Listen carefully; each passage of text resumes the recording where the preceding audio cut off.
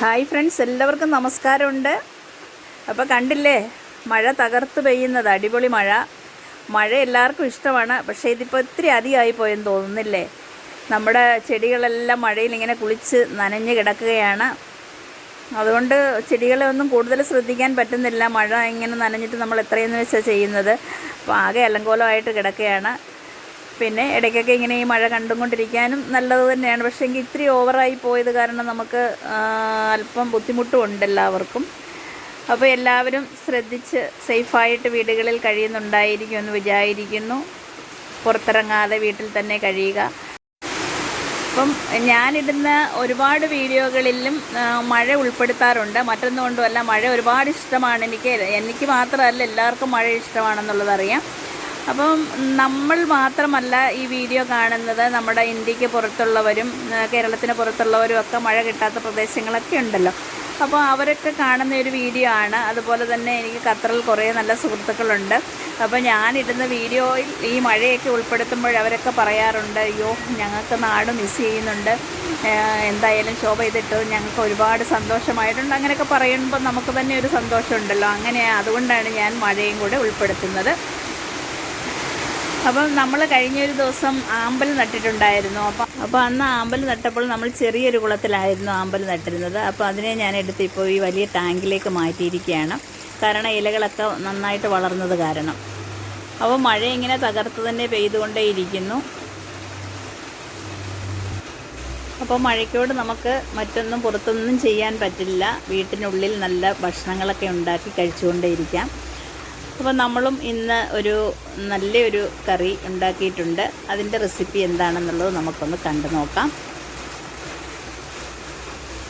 അപ്പോൾ എപ്പോഴും നമുക്ക് കിട്ടാത്തൊരു സാധനമാണ് ഇന്ന് ഇവിടെ വാങ്ങിയിരിക്കുന്നത്.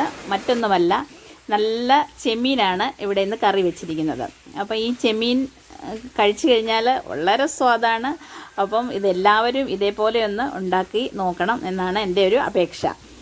ഇതിൻ്റെ റെസിപ്പി എന്ന് പറയുന്നത് എൻ്റെ ഹസ്ബൻഡിൻ്റെയാണ്. ഏട്ടൻ ഉണ്ടാക്കിയിട്ടുള്ള കറികൾ, അതായത് എൻ്റെ ഞങ്ങളുടെ ഫ്രണ്ട്സൊക്കെ കഴിച്ചിട്ടുള്ളവർക്കൊക്കെ അറിയാം ഇതിൻ്റെ ടേസ്റ്റ്. അപ്പോൾ ഇന്ന് ഇതെങ്ങനെയാണ് നമ്മൾ ഉണ്ടാക്കിയതെന്ന് നമുക്കൊന്ന് നോക്കാം.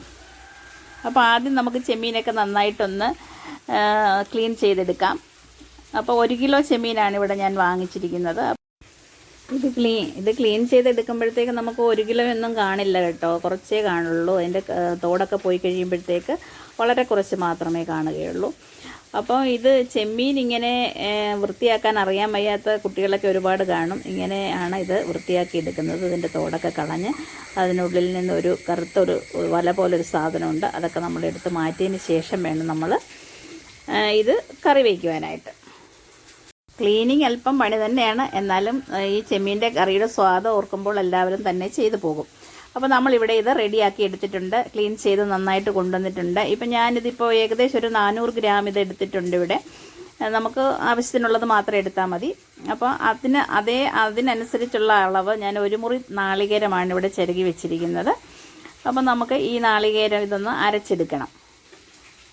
ഇതിപ്പോൾ വലിയൊരു നാളികേരത്തിൻ്റെ 1 മുറിയാണ്. ഇത് ഉണക്കത്തേങ്ങയല്ല എടുത്തിരിക്കുന്നത് കേട്ടോ, പച്ചത്തേങ്ങ എന്ന് പറയില്ലേ, അതാണ് എടുത്തിരിക്കുന്നത്. അപ്പോൾ ഇതൊന്ന് നന്നായിട്ട് അതിൻ്റെ 1 മുറി നാളികേരം എടുത്ത് നന്നായിട്ട് അരയ്ക്കുക. ഇതിലിപ്പോൾ നമ്മൾ അരയ്ക്കുന്ന സമയത്ത് ഇതിൽ വേറെ ഒന്നും ചേർക്കണ്ട, ഇത് മാത്രം ഇങ്ങ് അരച്ചെടുത്ത് മാറ്റിയാൽ മതി. അപ്പം നമ്മളിത് അരച്ചിട്ടുണ്ട്. മിക്സിയിൽ നന്നായിട്ട് ഈ പരുവത്തിൽ അരച്ചെടുത്തിട്ടുണ്ട്. ഇനി നമുക്ക് ഇതിലേക്ക് ഇത് പകർന്ന് വയ്ക്കാം. നമ്മൾ അരച്ച സമയത്ത് അല്പം വെള്ളം ചേർത്തിട്ടാണ് അരച്ചെടുത്തിരിക്കുന്നത്. അപ്പോൾ നമ്മുടെ അരപ്പ് റെഡി ആയിട്ടുണ്ട്. ഇനി നമ്മൾ ഈ മിക്സിയുടെ ജാറ് കഴുകി കുറച്ച് വെള്ളം നമുക്ക് പിന്നീട് എടുക്കണം. അപ്പോൾ ഇത് നമുക്ക് മാറ്റി വയ്ക്കാം. ഇനി നമുക്ക് സ്റ്റൗ ഒക്കെ കത്തിച്ച് നമുക്ക് കുക്ക് ചെയ്യാൻ തുടങ്ങാം. ആദ്യമായിട്ട് നമ്മളൊരു പാൻ അടുപ്പത്ത് വെച്ച് തീയൊക്കെ കത്തിച്ചതിന് ശേഷം പാൻ അടുപ്പത്ത് വെച്ച് അല്പം വെളിച്ചെണ്ണ ഒഴിച്ചു കൊടുക്കുക. ഇതൊരു 2 ടേബിൾ സ്പൂൺ വെളിച്ചെണ്ണയാണ് ഞാനിവിടെ എടുത്തിരിക്കുന്നത്.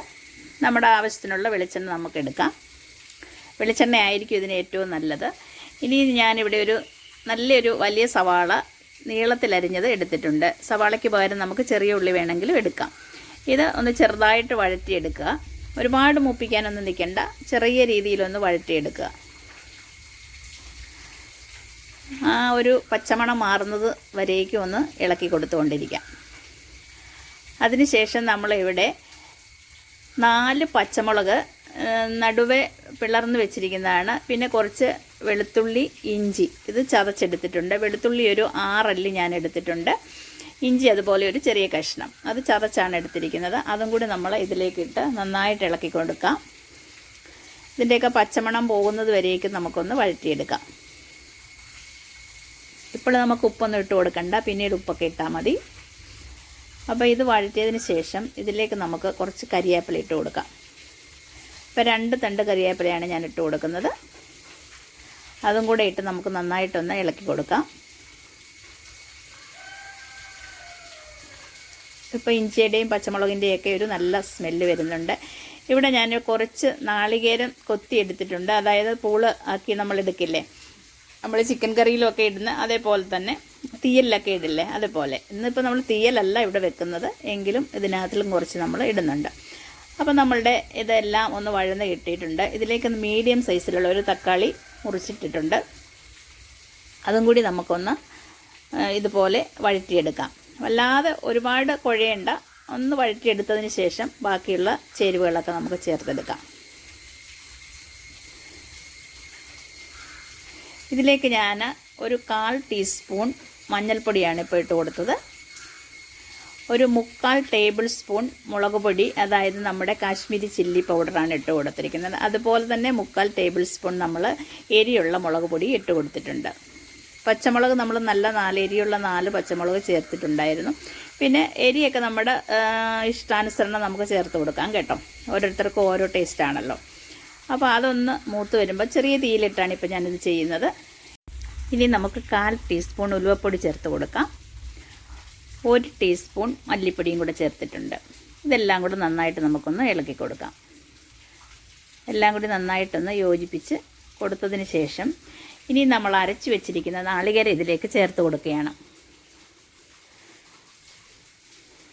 അപ്പോൾ നാളികേരം നന്നായിട്ട് നമുക്ക് അരഞ്ഞ് കിട്ടിയിട്ടുണ്ടായിരുന്നു. ഇത് നന്നായിട്ട് നമ്മുടെ ഈ നാളികേരം ഒന്ന് ഇതിൽ കിടന്നിട്ടൊന്ന് ഇതിൻ്റെ കൂട്ടത്തിലിട്ടൊന്ന് വഴറ്റി ഒന്ന് വേവിച്ചെടുക്കാം. നമ്മളപ്പോൾ മിക്സിയിൽ നിന്നും കുറച്ച് കഴുകിയെടുത്ത വെള്ളമാണ് ഇപ്പോൾ ഒഴിച്ചു കൊടുത്തിരിക്കുന്നത്. അപ്പോൾ ഇത് നന്നായിട്ട് ഈ നാളികേരം ഒന്ന് വേകുന്നത് വരെ ഇതുപോലെ ഒന്ന് ഇളക്കി കൊടുക്കാം നമുക്ക്.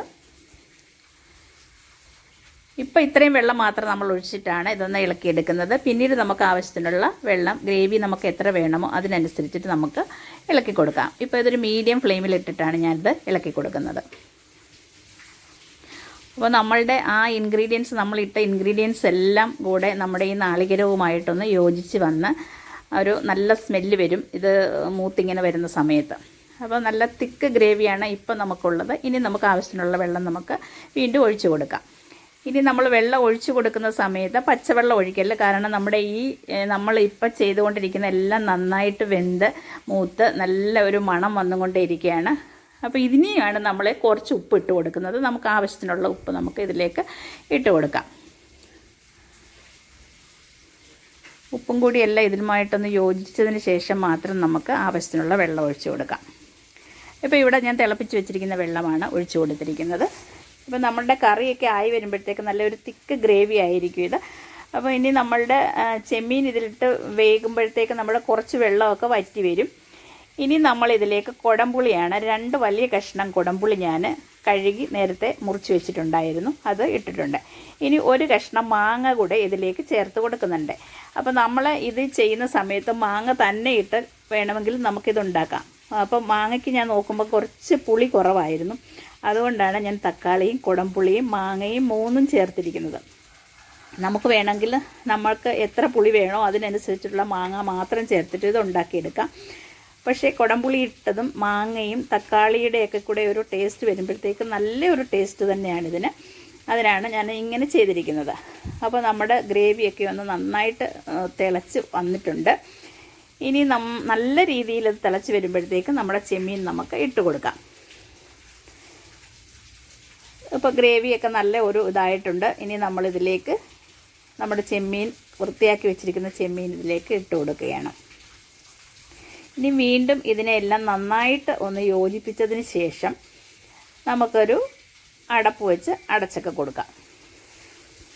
ഇപ്പോൾ ഈ സമയത്ത് നമുക്കിതിലെ ഉപ്പ് കാര്യങ്ങളൊക്കെ നമുക്ക് വേണമെങ്കിൽ നോക്കാം. ഉപ്പ് വേണമെങ്കിൽ ഇനി നമുക്കിപ്പോൾ ഈ സമയത്ത് ഇട്ട് കൊടുക്കാം. ഇപ്പോഴല്ല, പിന്നീട് വേണമെങ്കിൽ ഇട്ടാലും കുഴപ്പമൊന്നുമില്ല. ഇതിലേക്ക് ഞാൻ ഒരു വലിയ കരിയാപ്പിലയുടെ തണ്ടും കൂടെ ഇട്ട് കൊടുക്കുന്നുണ്ട് കേട്ടോ. ഇനി നമുക്കിത് അടച്ച് വയ്ക്കാം.